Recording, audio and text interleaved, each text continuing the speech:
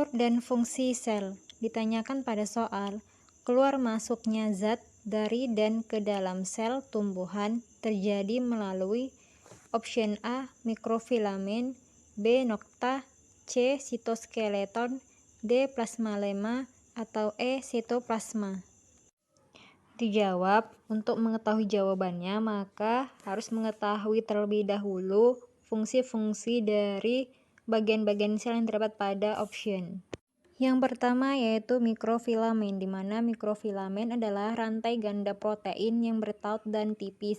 Mikrofilamen ini tersusun atas dua protein yaitu aktin dan miosin, berfungsi sebagai menahan gaya tarik dan alat kontraksi otot.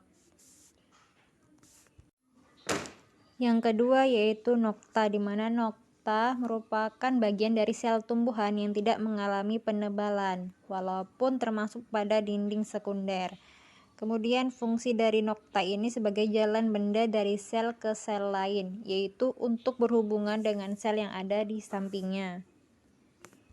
Yang ketiga yaitu sitoskeleton atau kerangka sel, memiliki fungsi yang besar pada sel dikarenakan fungsinya untuk menahan organel-organel sel tetap berada pada tempatnya dan mempertahankan bentuk sel.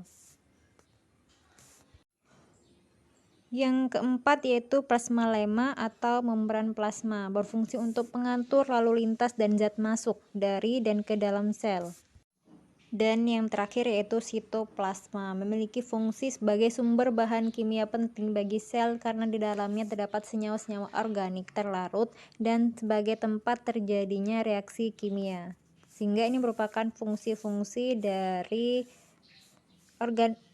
bagian-bagian sel yang terdapat pada option.